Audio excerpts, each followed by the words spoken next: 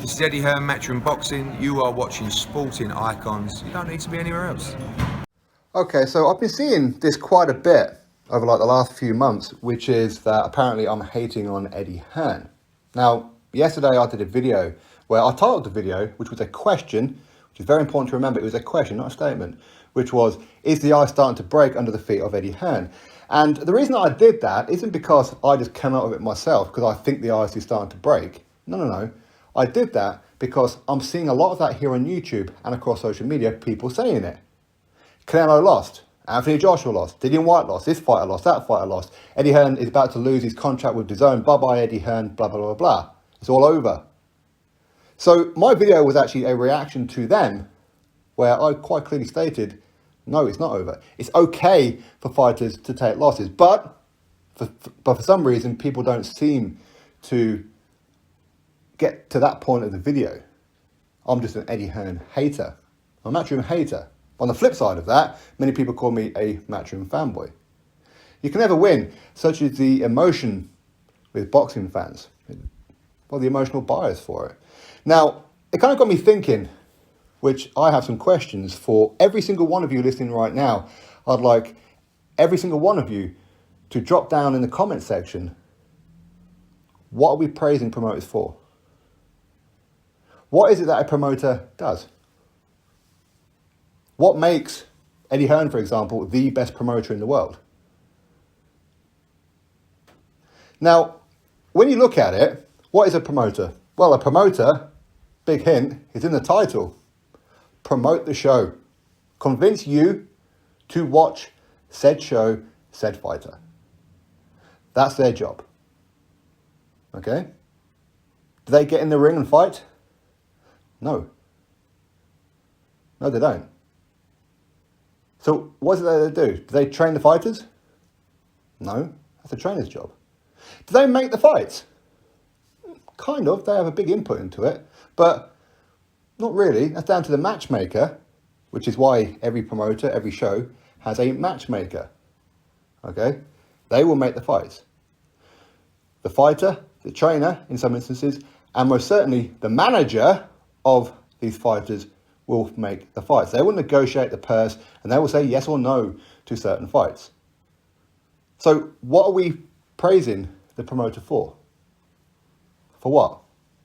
For putting up the money. Okay. Do they put up the money? Or does the TV platform put up the money? Does the TV platform give the promoter a budget? And that promoter works within the budget. So essentially, you can kind of call a promoter a project manager, can't you? I'm very familiar with project management. A lot of you will be as well. I did it for the best part of 18 years for one of the world's biggest companies. But basically, you have a budget, have an annual budget, and you kind of split it down into boxing terms.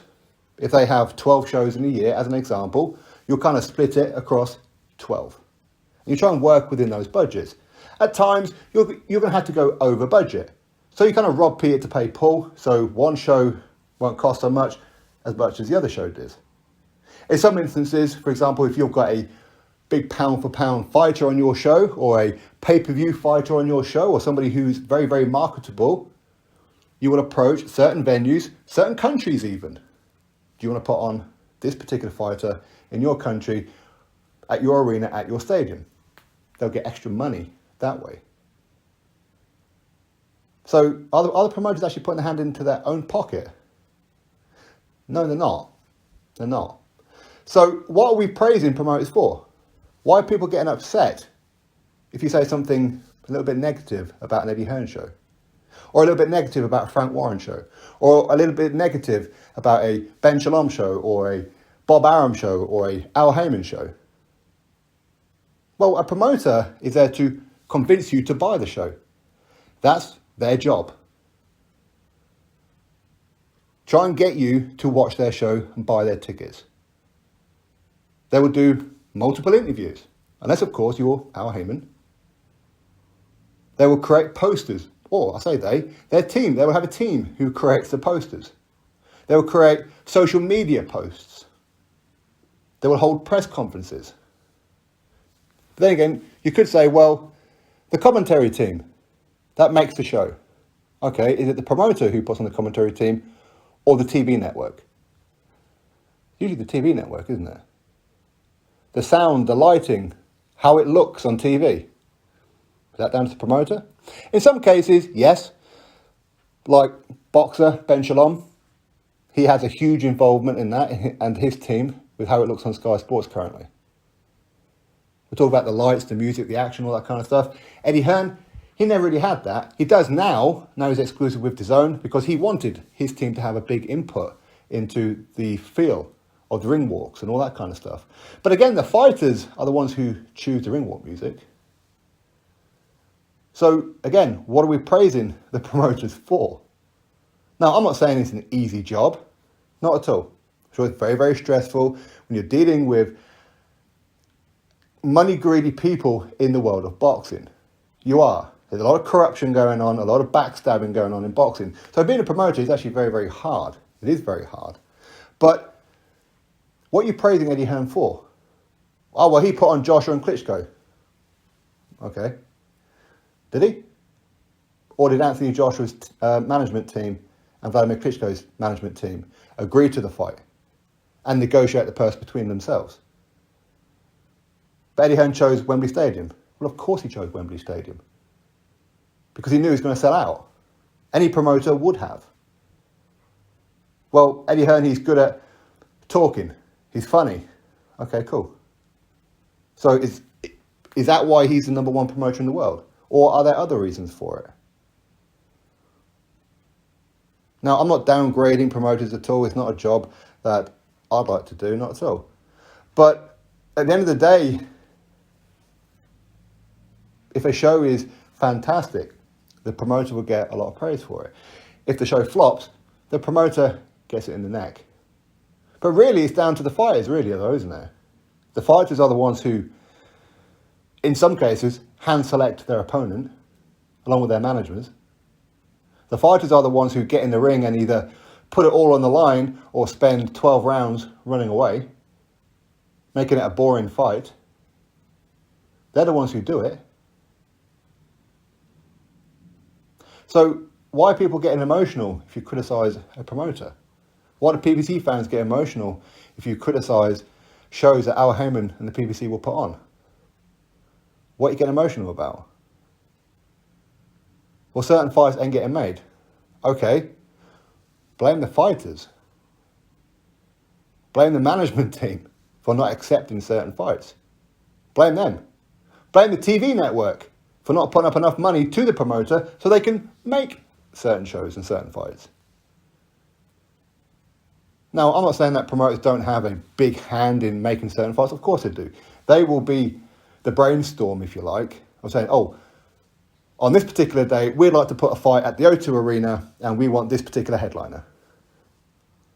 Okay, but the TV company can override that. To get the opponent has to agree to that. And in most cases, the first choice opponent doesn't always agree. That's fact. They don't. It's not the easiest thing in the world to convince two people to have a fight. You'd think it would be, but it's not. It really isn't. There's a lot of politics behind it. But why is Eddie Hearn the number one promoter in the world? Is he seen as the number one promoter in the world because he single-handedly put boxing on the map? Or did he have a team of Sky Sports people around him to help him? Does he have people around DAZN to help him with the promotion? Is he making the fights? Is he putting his hand into his own pocket to pay the fighters? Or is he just convincing you in the interviews and in the press conferences and all that kind of stuff to watch the fight, and that's what makes him the best promoter in the world? Now, is he the best promoter in the world? Yeah, I think he is, currently. Will it last forever? No, of course it won't. As I said yesterday, every promoter with a TV deal will have his or her moment in the sun. They will. He won't be around forever. He won't be. Somebody else will overtake him at some point. Frank Warren has had his moment in the sun on a couple of occasions. He really has. But what makes Frank Warren a good promoter? What? He's not exactly convincing when he talks about certain fights. Doesn't really do that many interviews really to convince you to buy the tickets and watch it on TV. So what does make a top promoter? Because promoters don't do as much as what you think that they do. They really don't. They have other people to do it for them. Or do they get the credit because they are the ones who appoint their team? Yeah, maybe. Maybe. But as I said before, promoters do a lot of work. They do. Not something that I would want to do myself. It really isn't. But at the same time, what are we praising them for? What? Drop your thoughts below, click thumbs up, subscribe. Catch you on the next video.